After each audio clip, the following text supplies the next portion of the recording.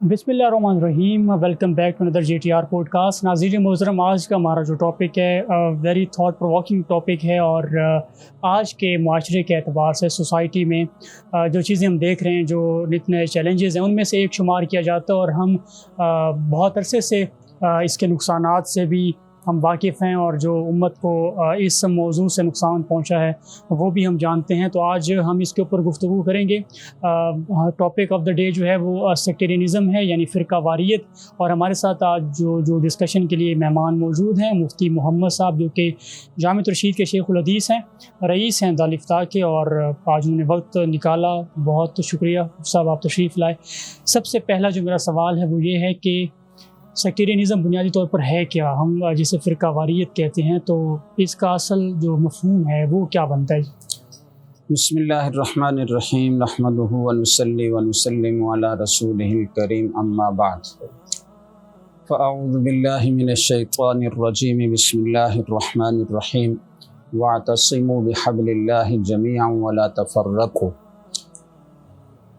आपने जो मौजू मुंतखब किया है आज की डिस्कशन के लिए बहुत अहमियत का हामिल है। अगर हम इसको अच्छी तरह समझ लें और इस पर काबू पा लें तो हमारे कौमी सतह के, बैनुल-अक़वामी सतह के बहुत सारे मसाइल और मुश्किलात हल हो जाएँ। जी बिल्कुल ऐसे। आपने पहला सवाल ये किया है कि फ़िरका वारियत है क्या?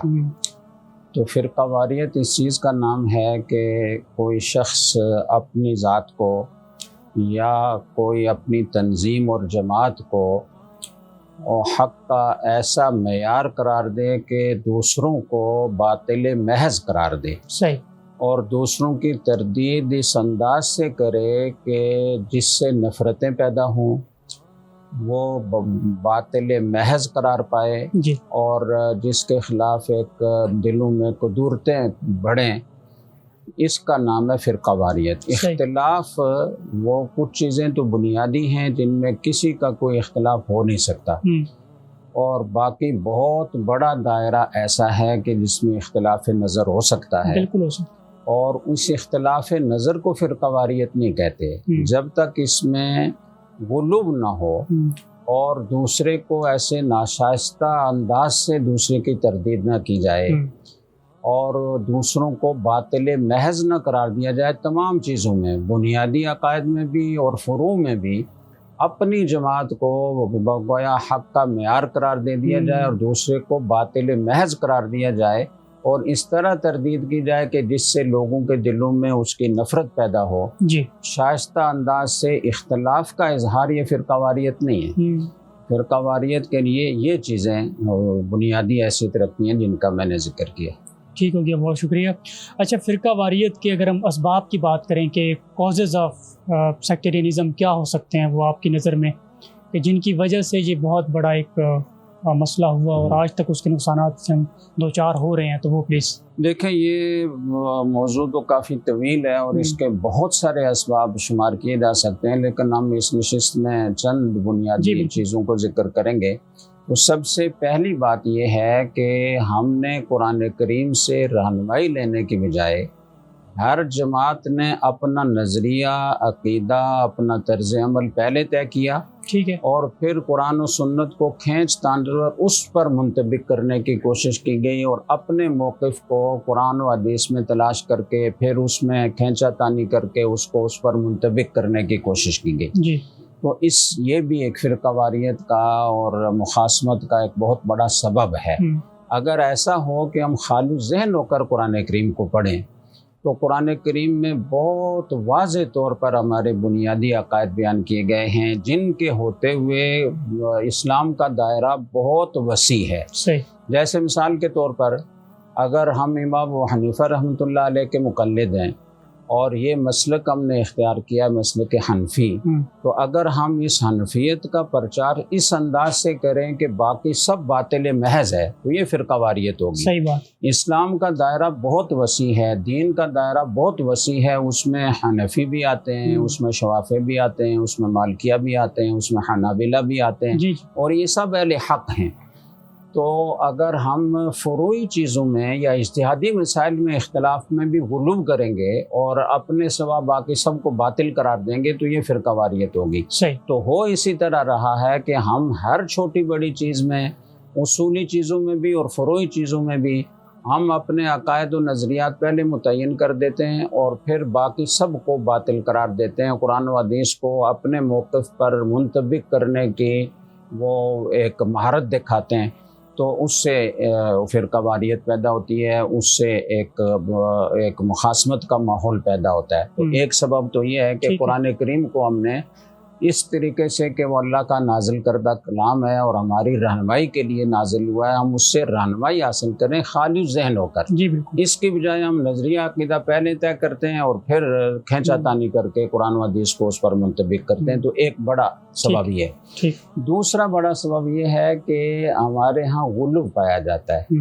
غلو کی بہت ساری قسمیں ہیں. مثال کے طور پر کوئی آدمی غلو اختیار کرتا ہے حلال حرام میں، اور بس سنی سنائی باتوں پر وہ کہتا ہے فلاں چیز بھی حرام ہے، فلاں چیز بھی حرام ہے، فلاں چیز بھی حرام ہے، حالانکہ اس کے حرام ہونے کی کوئی دلیل نہیں ہوتی، افواہیں ہوتی ہیں. جی. اور بعض اوقات اس طرح کرتے کرتے آدمی وہم کا شکار ہو جاتا ہے.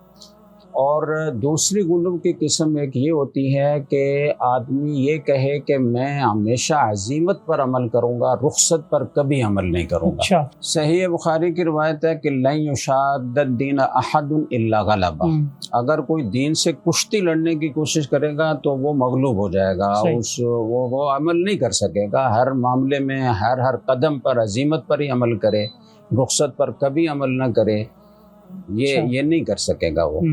اور پھر یہ کہ ایک حدیث میں آتا ہے کہ ان اللہ یحب ان تؤتی برخصہ کما یحب ان تؤتی بعزائمہ، جیسے اللہ تعالیٰ کو عزیمت پر عمل کرنا پسند ہے، اسی طریقے سے اللہ تعالیٰ کو بندوں کی طرف سے رخصت پر عمل کرنا بھی پسند ہے، کہ اس میں عبدیت کا اظہار زیادہ ہے کہ یا اللہ میں عزیمت پر عمل نہیں کر سکتا، مجھے آپ نے رخصت دی ہے تو میں اس پر عمل کر رہا ہوں. اسی طریقے سے غلو فی العبادہ ہوتا ہے کہ ایک آدمی کہے کہ جی میں ہمیشہ رات کو پوری رات نفل پڑھوں گا، دن کو روزہ رکھوں گا، تو یہ آدمی نبھا نہیں سکتا. اور نتیجہ یہ نکلے گا کہ کچھ وقت تو جوش و جذبہ ہوگا اور کچھ وقت کے بعد اتنا تنفر پیدا ہو جائے گا کہ فرائض واجبات بھی پورے کرنا مشکل ہو جائے گا. اسی لیے آپ نے سنا ہوگا کہ رسول اکرم صلی اللہ علیہ وسلم کے ازواج میں سے بعض کے پاس کچھ صحابہ کرام آئے اور انہوں نے آپ صلی اللہ علیہ وسلم کی عبادت کے بارے میں، شب و روز کس طرح آپ کے گزرتے ہیں اس کے بارے میں پوچھا.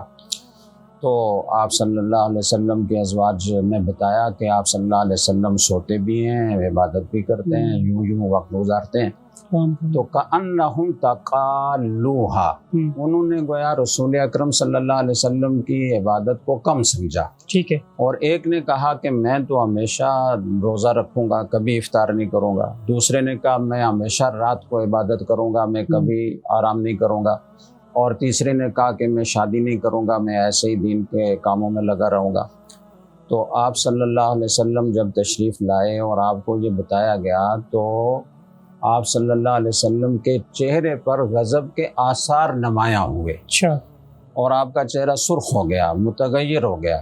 اور آپ نے پھر نصیحت کی کہ دیکھو تم اس کو نبھا نہیں سکتے. لن یشاد الدین احد الا غلبہ فسددوا وقاربوا، سیدھے راستے پر رہو یا اس کے قریب قریب رہو، طریقے ثواب اختیار کرو یا اس کے قریب قریب رہو. تو یعنی اعتدال اختیار کرو اور اس طرح غلو اختیار نہ کرو. میں سوتا بھی ہوں، میں عبادت بھی کرتا ہوں، میں نے شادی بھی کر رکھی ہے.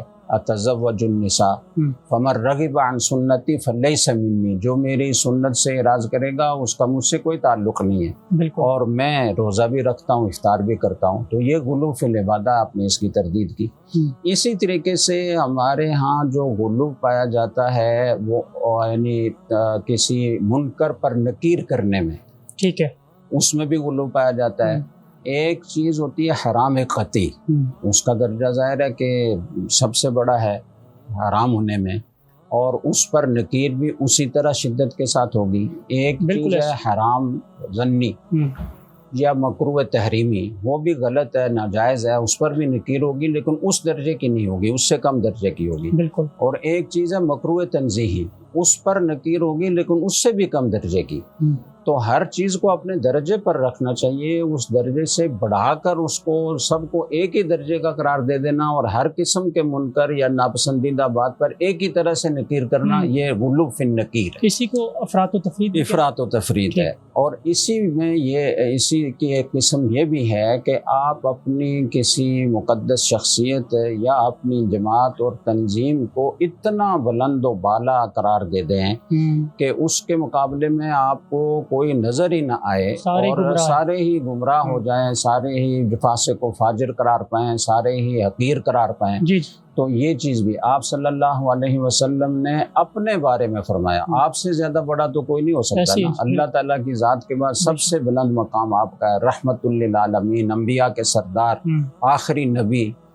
لیکن آپ نے فرمایا لا تطرونی کما اطرت النصارى المسیح ابن مریم، تم مجھے تعریف میں اتنا آگے نہ بڑھاؤ جیسے کہ نصارہ نے غلو کر کے حضرت مسیح ابن مریم کو خدا کے درجے تک پہنچا دیا، تو تم ایسا نہیں کرنا۔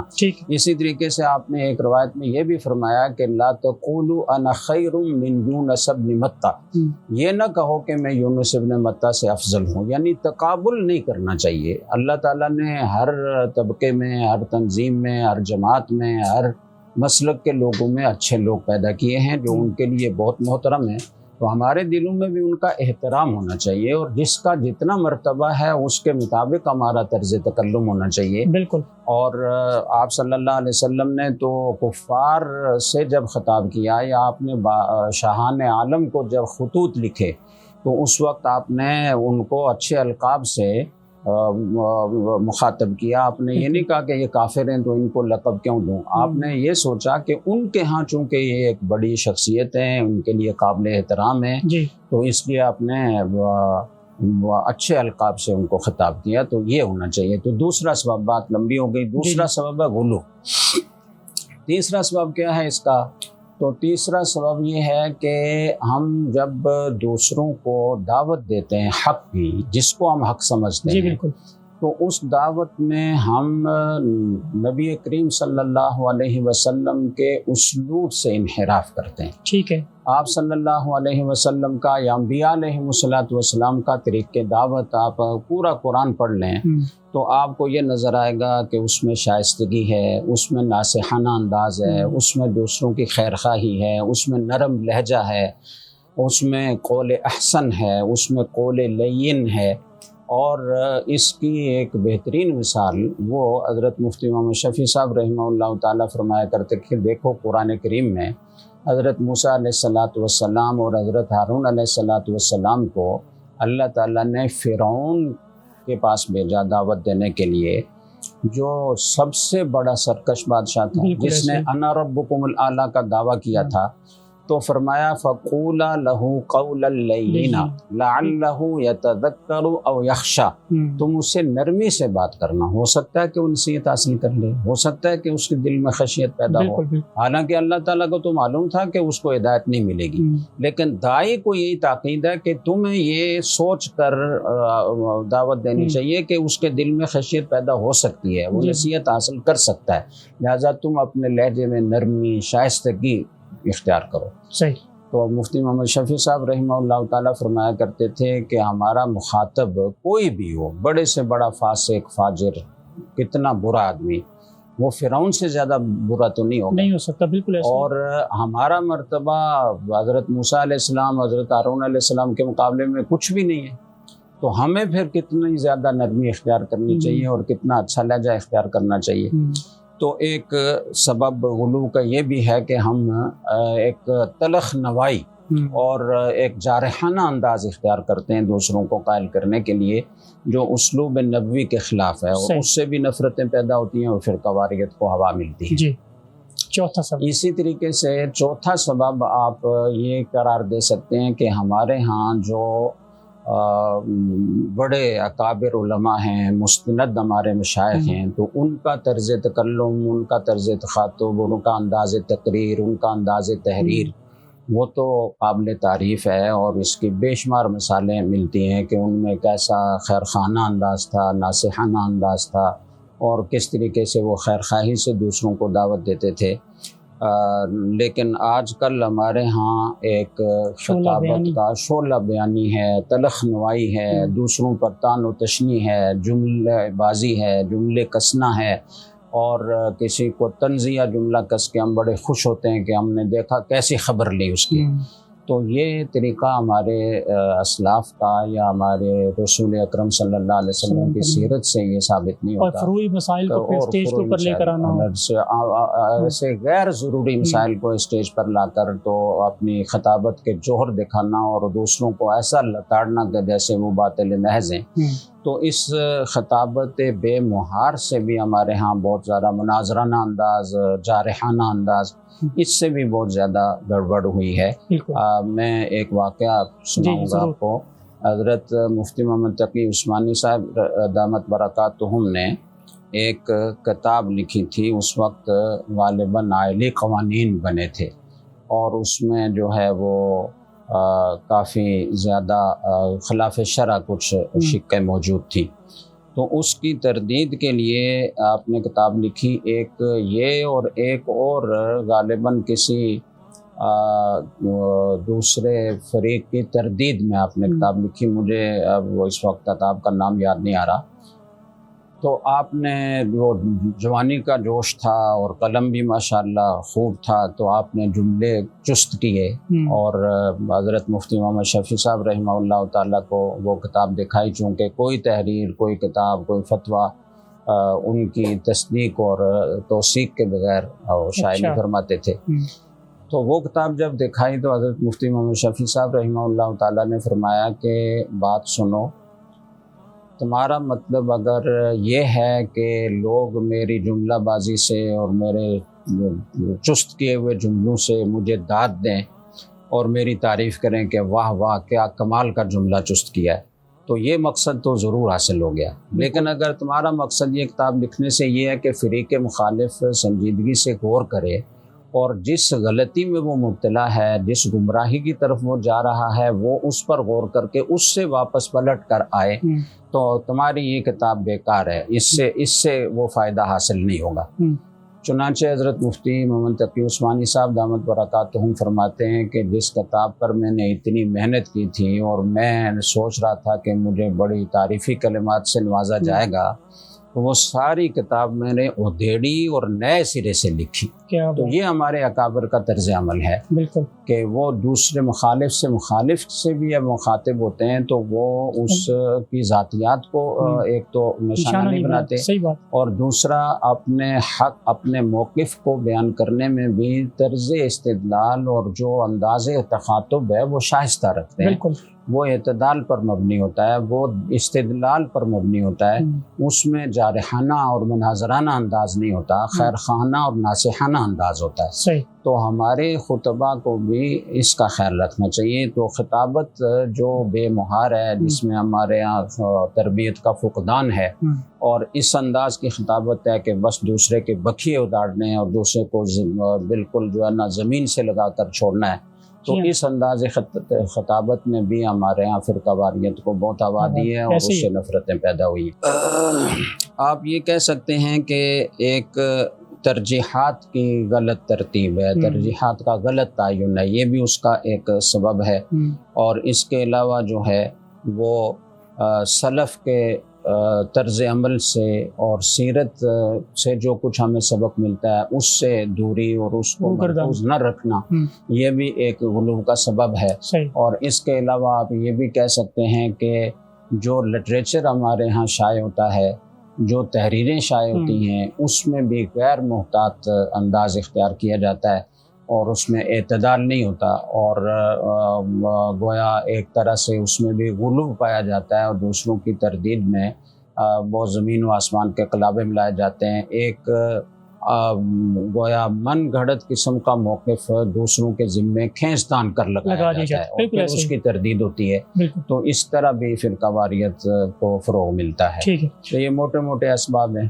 جی اچھا مصعب یہ بتائیے گا کہ بعض لوگوں کی اگر ہم پاکستان میں بننے والی تنظیموں جماعتوں یا جو گروپس ہیں ان کی اگر بات کریں تو دستور سب کے ہی بڑے زبردست شاندار ہیں، بڑا انہوں نے ایسا اسلامی دستور بنایا ہوا ہے کہ کیا بات ہے اس کی، لیکن عملاً ہم دیکھتے ہیں کہ وہ بھی کسی نہ کسی درجے میں فرقہ واریت کا شکار ہوتے ہیں۔ جب تک ہم سیرت کو پیش نظر نہیں رکھیں گے اور اپنے اسلاف کے زندگیوں اور ان کے طرز عمل کے سامنے رکھ کر اپنے کارکنوں کی، اپنے شاگردوں کی، اپنے تنظیم کے لوگوں کی تربیت نہیں کریں گے تو اس وقت تک ہمیں کامیابی نہیں ملے گی۔ بالکل ایسا۔ یعنی آپ یہ کہنا چاہتے ہیں کہ اب ہم اگر فرقہ واریت کو دور کرنے کے لیے کیا انداز اختیار کیا جا سکتا ہے یا اس کے لیے کیا تجاویز ہو سکتی ہیں، جی تو اس پر ہم گفتگو کر لیں تھوڑی سی۔ تو دیکھیں، اگر ہم اس فرقہ واریت کے عفریت سے اگر جان چھڑانا چاہتے ہیں تو اس کے لیے سب سے پہلی بات تو یہ ہے کہ ہم قرآن و حدیث کا مطالعہ بالکل خالی ذہن ہو کر اور غیر جانبدارانہ طریقے سے کریں اور قرآن سے پوچھیں، حدیث سے پوچھیں کہ ہمیں کیا موقف اختیار کرنا چاہیے۔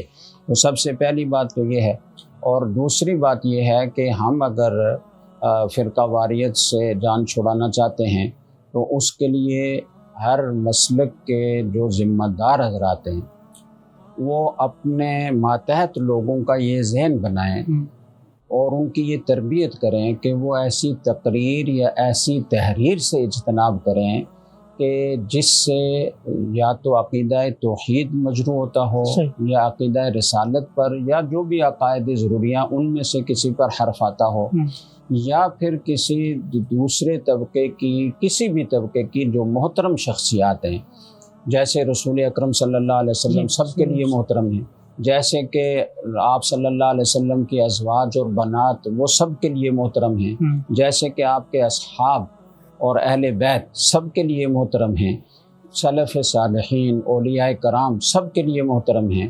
تو اب کسی طبقے نے کہ بعض خاص شخصیات کی طرف اپنی نسبت زیادہ گویا نمایاں طور پر کسی کی نسبت پائی جاتی ہے، تو ان شخصیات میں سے کسی کی گویا توہین کرنا یا ایسا انداز تقریر و تحریر میں اختیار کرنا کہ جن سے ان کی تنقیص لازم آتی ہو، تو اس سے اجتناب کرنا چاہیے، چاہے وہ کوئی بھی ہو۔ یعنی کسی طبقے نے بھی ان پر قبضہ جمایا ہو۔ ہم اہل سنت والجماعت تو جس طریقے سے آپ صلی اللہ علیہ وسلم کے اصحاب کے قدردان ہیں اور آپ کا ان کا احترام ہمارے دلوں میں ہمارے ایمان کا حصہ ہے، ایسے آپ کے ازواج اور اہل بیت کا احترام، حسنین رضی اللہ تعالیٰ عنہما کا احترام ہمارے دلوں میں ہے۔ تو یہی طرز عمل اگر سارے لوگ ذمہ دار ہر مسلک کے اپنے جو ہے وہ اپنے کارکنوں کو یہ اس پر پابند کریں کہ وہ کسی بھی محترم شخصیت کی توہین اور کوئی تنقیص نہیں کریں گے کسی بھی طرح، اشارتاً، کنایتاً، صراحتاً، تو فرقہ واریت کو فروغ ملنے میں ایک بہت بڑی رکاوٹ پیدا ہوگی اور انشاءاللہ یہ بات ہوگی۔ دوسری بات یہ ہے کہ ہر مسلک اور جماعت کے ذمہ دار حضرات وہ اپنے جو خطبہ حضرات ہیں ان کے لیے کوئی میرٹ، کوئی معیار متعین کریں۔ ہر کوئی فارغ ہوتا ہے کسی مدرسے سے اور وہ خطیب بن جاتا ہے اور اس کا کوئی میرٹ نہیں ہوتا، کوئی معیار نہیں ہوتا، اس کا مطالعہ وسیع نہیں ہوتا، اس کو علمی رسوخ حاصل نہیں ہوتا، اس کے اخلاق کی تربیت نہیں ہوئی ہوتی، اور وہ پھر اس طریقے سے جو کچھ اور پھول ان کے منہ میں آتا ہے وہ کہتے ہیں اور اس سے جھگڑے پیدا ہوتے ہیں، نفرتیں پیدا ہوتی ہیں۔ تو ذمہ داران کو چاہیے کہ وہ اپنے اپنے مسلک کے لیے باقاعدہ جو ہے وہ خطباء کے لیے تربیتی کورس رکھیں، جیسے تخصص فی الافتاء ہوتا ہے، جیسے تخصص فی الحدیث ہوتا ہے، اسی طریقے سے خطابت کے لیے بھی کوئی 1 سال کا 2 سال کا باقاعدہ ایک کورس ہونا چاہیے، جس تربیت کورس سے گزر کر وہ جائیں، جس میں آپ ان کو اخلاق کی تربیت بھی دیں، جس میں ان کی معلومات میں وسعت بھی پیدا کریں، جس میں ان کو زمانے کے تقاضوں سے بھی آگاہ کریں، جس میں ان کو دعوت کے اسلوب بھی سکھائیں۔ تو اس طریقے سے اگر اپنے خطباء کی اور اپنے علماء کی تربیت کی جائے تو یہ بہت اچھا ہوگا۔ دوسری بات یہ ہے کہ جو ذمہ داران ہیں ہر مسلک کے، جو اسٹیک ہولڈرز ہیں، وہ اگر ایک بورڈ تشکیل دے دیں کہ جب تک وہ بورڈ تصدیق نہ کرے اس وقت تک کوئی تحریر شائع نہیں ہوگی. ٹھیک ہے. یعنی خاص طور سے جو اختلافی مسائل ہیں ان کے بارے میں، تو اس سے بہت سارے فکروں کا سد باب ہو جائے گا. اسی طریقے سے اگر ہر مسلک کے علماء کی کوئی ایک سپریم کونسل تشکیل دے دی جائے اور کسی بھی ہنگامی صورتحال میں کبھی کوئی واقعہ ہو جاتا ہے، کوئی حادثہ ہو جاتا ہے، کوئی بدبخت کوئی اس طریقے سے کسی محترم شخصیت کی گستاخی کر لیتا ہے یا اور کسی بھی طرح کا کوئی فتنہ کھڑا کر دیتا ہے، تو یہ سپریم کونسل ہو، یہ فوری طور پر اس کے بارے میں گویا جو صحیح طرز عمل ہو وہ اختیار کرے تاکہ مجرم کو بھی سزا ملے اور عمومی فضا بھی مقدر نہ ہو اور لوگ اس فتنے کی بھینٹ نہ چڑھ جائیں. تو وہ فوری طور پر کوئی اقدام کر کے تو مصالحتی کوشش کرے.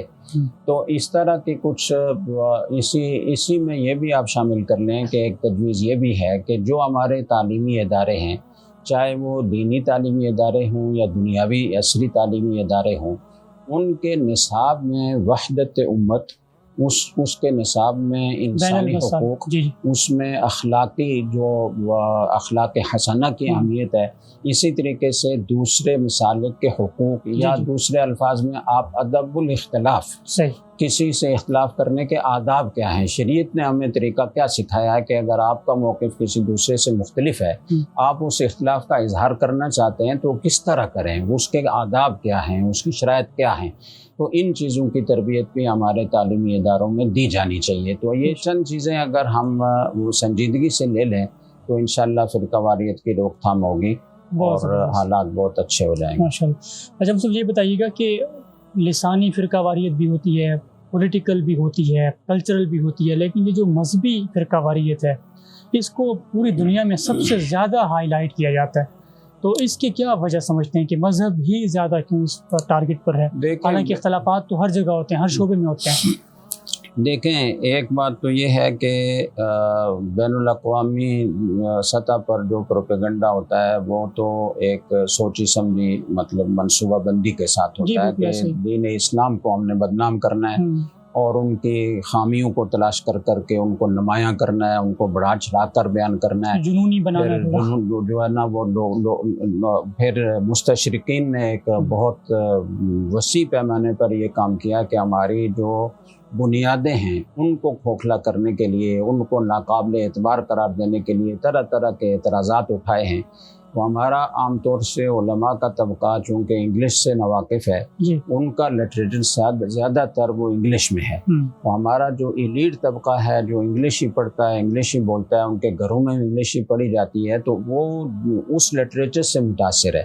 اب جب تک ہمارے علماء کرام میں ایک جماعت ایسی نہ ہو کہ جو اچھی انگلش جانتی ہو اور اس یہ جو لٹریچر انگلش میں پایا جاتا ہے اس کا مطالعہ نہ کرے اور اس میں جن اشکالات کو اٹھایا گیا ہے ان کے جوابات باقاعدہ تیار کر کے اور پبلک میں اور ایلیٹ طبقے میں خاص طور سے ان کو بیان نہ کیا جائے، تو ہمارے جو ایلیٹ طبقے کے لوگ ہیں وہ بھی دین سے اور یہ مذہبی اداروں سے اور دیندار طبقے سے ایک فاصلے پر ہیں اور ایک دوری ہے.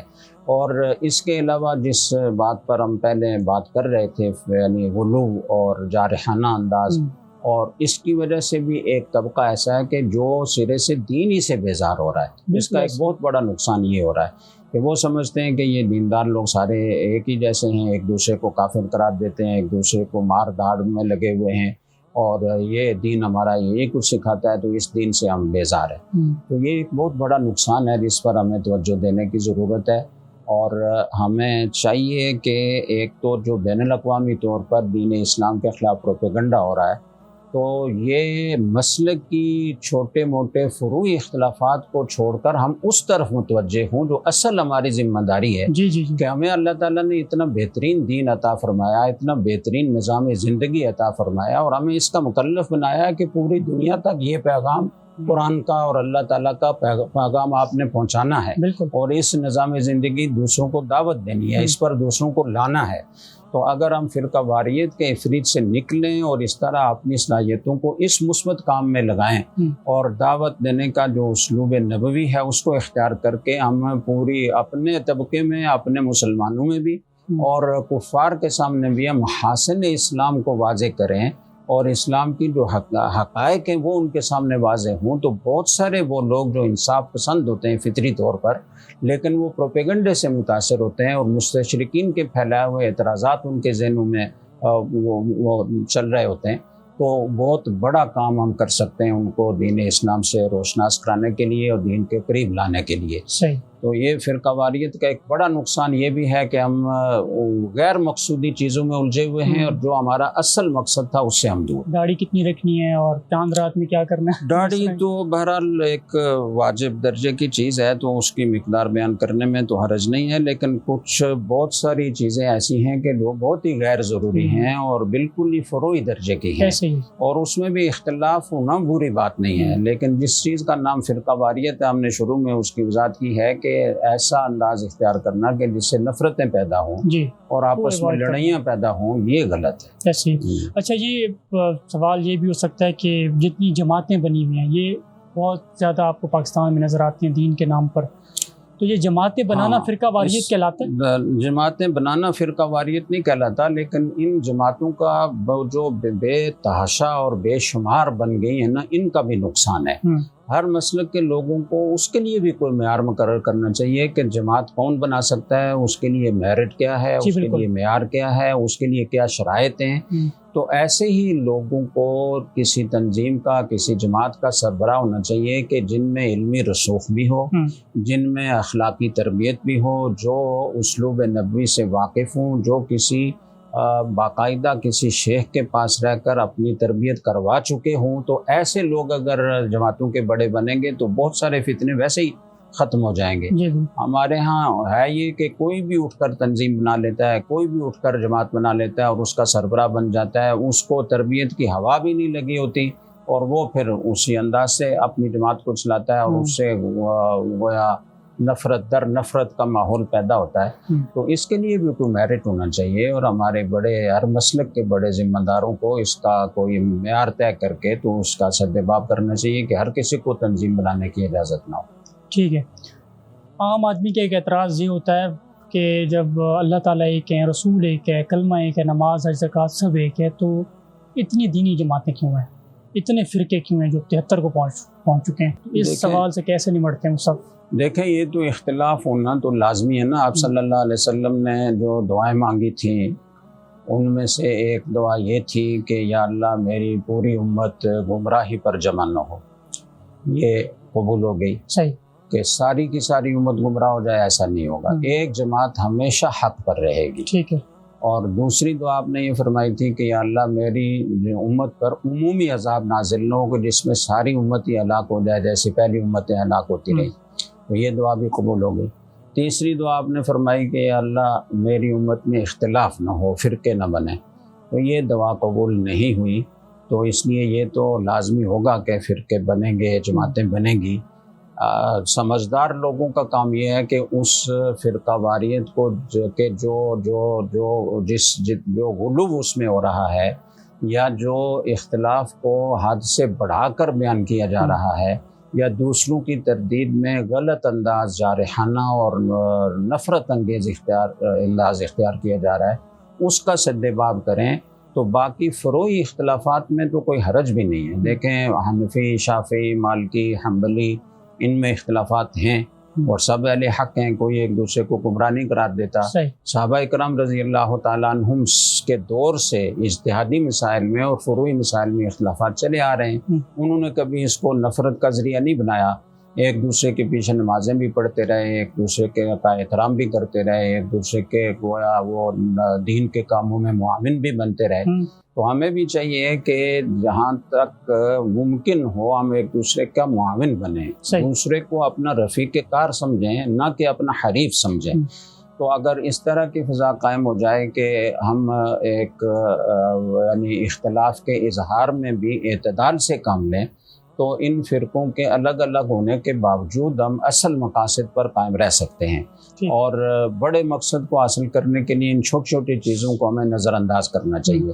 ٹھیک، بہت شکریہ ناظرین محترم، ہمارا یہ پوڈ کاسٹ مکمل ہوا، بہت تفصیل طلب یہ ٹاپک ہے، کنفلکٹ ہے مسلمانوں کے درمیان، اور بہت سارے ایسے موضوعات ہیں جن کے اوپر کم از کم 1 گھنٹہ بات ہونی چاہیے. تو انشاءاللہ دوبارہ کسی نئے موضوع کے ساتھ حاضر خدمت ہوں گے. اجازت دیجیے گا.